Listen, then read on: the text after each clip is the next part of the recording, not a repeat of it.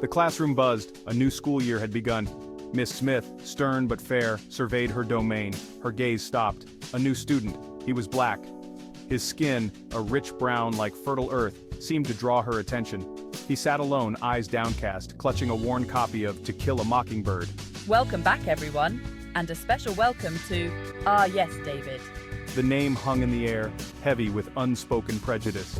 David, oblivious to her tone, merely nodded, his gaze still fixed on his book. The other students, mostly white, whispered and giggled amongst themselves. The year was off to an uneasy start. Days turned into weeks. David, quiet and studious, kept to himself. He excelled in his classes, his intelligence shining through his silence. Yet, Miss Smith treated him differently. Her smiles never reached her eyes when she addressed him. She often interrupted him, her tone sharp and condescending. David, are you sure about that answer? Perhaps you should spend less time daydreaming and more time studying, David. Her words, though seemingly innocuous, dripped with a subtle venom that only David seemed to notice. The other students, picking up on her cues, began to follow suit. Whispers of Oreo and teacher's pet followed him down the hallways.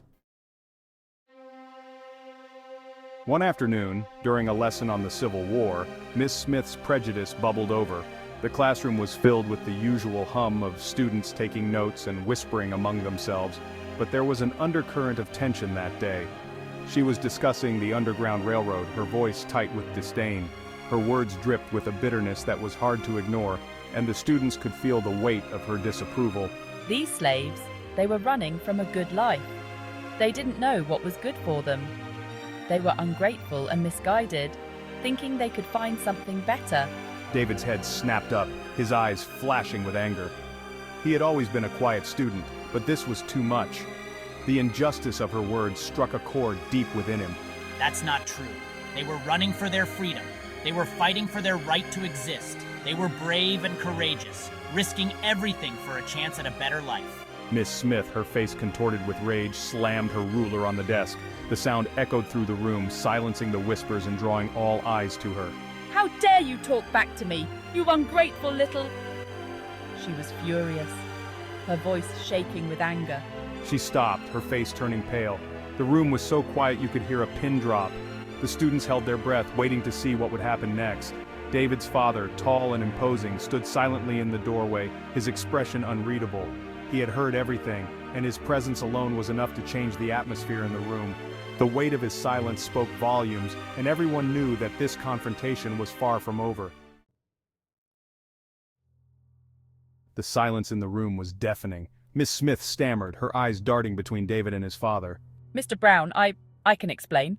Mr. Brown, his face still an impassive mask, strode into the room.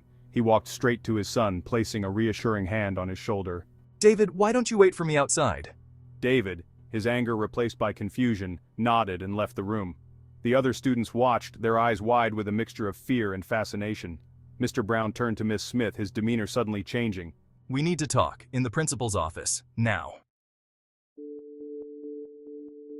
The meeting was short and brutal. Mr. Johnson, Miss Harper, your behavior has been unacceptable. You've shown blatant favoritism and racism. Your words have impacted not just Tommy but the entire school community. Miss Harper, stripped of her authority, could only offer weak excuses. She tried to defend herself, but her words rang hollow, even to her own ears. The principal, her face grim, listened without interrupting. Mr. Johnson, therefore, we have no choice but to terminate your employment with the school, effective immediately. The news of Miss Harper's firing spread through the school like wildfire. Some students were shocked, others were angry, but most, to their credit, were relieved. Tommy, though initially hesitant, found himself surrounded by a groundswell of support. Students I've never even spoken to are approaching me, offering apologies and words of encouragement. The school administration, spurred by Mr. Johnson's impassioned plea, organized assemblies and workshops on diversity and inclusion. They implemented a zero-tolerance policy for any form of discrimination. The school, once a breeding ground for prejudice, was slowly but surely transforming into a place of acceptance and understanding. Tommy, despite being at the center of the storm, remained his quiet, introspective self. He hadn't sought out the spotlight, hadn't asked to be the poster child for racial equality. Yet, he found himself thrust into the role, his silence speaking volumes. I realized that strength didn't always lie in loud proclamations or grand gestures.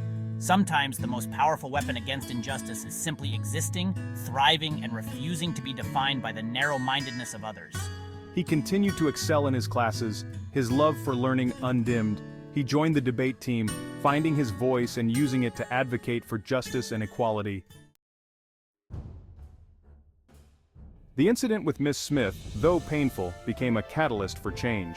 It forced the school, the community, and even David himself to confront the insidious nature of racism. It showed that even in the most seemingly progressive of places, prejudice could lurk in the shadows, poisoning minds and dividing hearts. But it also proved that one voice, even a quiet one, could spark a revolution. That standing up for what is right, even when it's difficult, is always worth the fight.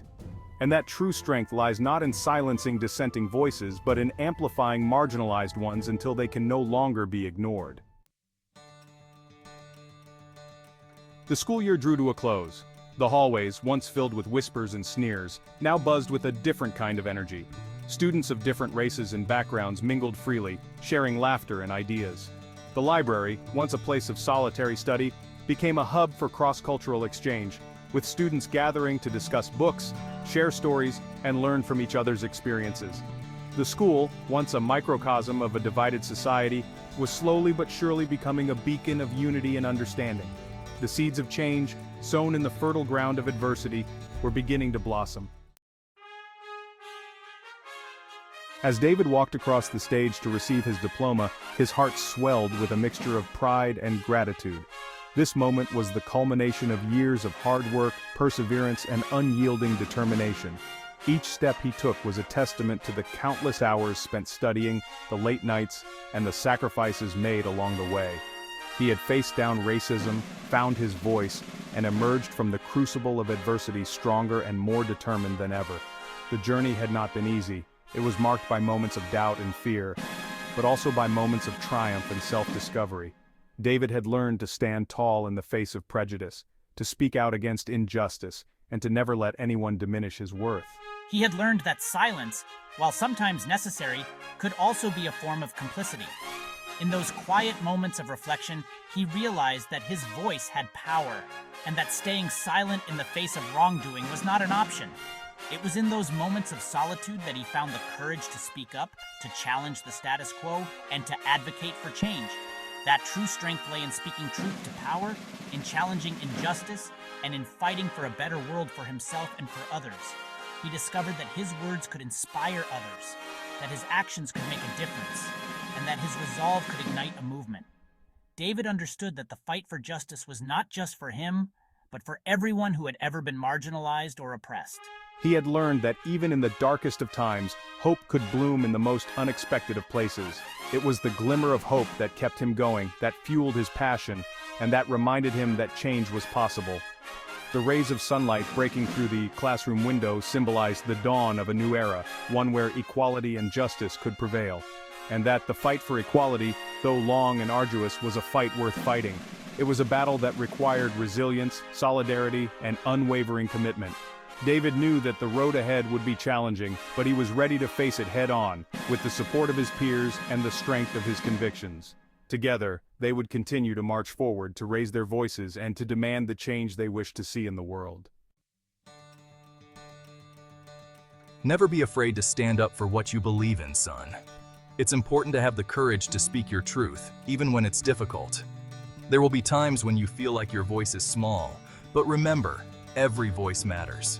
Your words have the power to inspire change and make a difference. Never be afraid to use your voice to fight for what is right.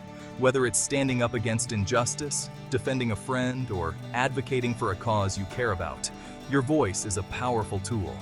Use it wisely and with conviction. Remember, change often starts with one person willing to speak up. And never forget that you are not alone in this fight. There will always be others who share your values and beliefs, who are willing to stand by your side. Together, you can create a stronger, more united front. Lean on your friends, your family, and your community for support. Unity is our strength. We stand with you, always. In times of struggle and in times of triumph, we are here for you. Our collective strength and solidarity will help us overcome any challenge. Remember, you are part of a larger community that believes in justice, equality, and love. David looked out at the sea of faces before him, at the students, teachers, and parents who had come together to celebrate this momentous occasion. It was a day filled with hope and promise, a testament to the power of unity and collective action. The auditorium buzzed with excitement and anticipation. He saw hope in their eyes, a shared commitment to creating a better future, a future where racism would be relegated to the dustbin of history. The expressions on their faces told a story of resilience and determination. They were ready to take on the challenges ahead, united in their mission to build a more inclusive and just world.